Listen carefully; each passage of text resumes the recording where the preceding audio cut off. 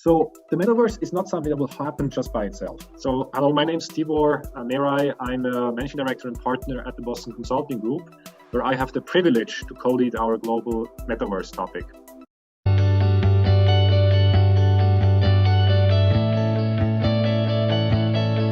And we go live. Tibor, you talked about the three technologies, immersive technologies, Web3, and the metaverse. What, according to you, are the crucial enablers that have to come in place? I know these three technologies definitely play a part, but what are the enablers that you feel that have to come together for this metaverse to realize its full potential? So the metaverse is not something that will happen just by itself. It will require enablers. And these enablers, they stand in a relationship to each other. And this relationship we have described as what we call a flywheel effect. So like a flywheel, you need a spark that ignites the metaverse. And that spark has to be a combination of two things. One is digital connectivity. Without that, no metaverse.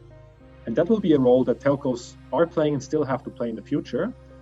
But the requirements will be different. For example, the topic of latency.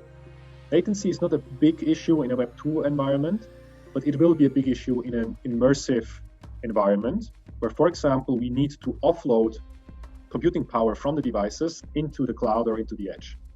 Why do we need to offload computing power from the devices? So that they become smaller. Today, the Quest 2 weighs about 500 grams, and a normal pair of glasses only weighs about 80 grams. So in order to get into that vicinity, you need to offload a lot of the computing power and storage, which is on the device today. The only issue is you need to get down to latencies below 5 milliseconds in order for these offloading interactions to happen fast enough. And that is something that networks still need to be delivering. We are today at roughly 25 milliseconds if you have good connection. So connectivity is the first spark we need, and access to cheap technology, the second one.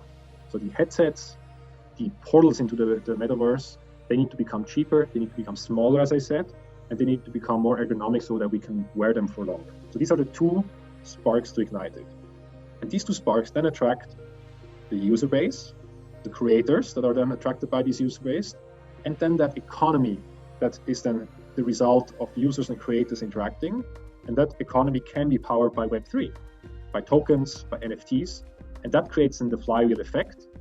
And then the outer rings of the flywheel, regulation will also be a key enabler.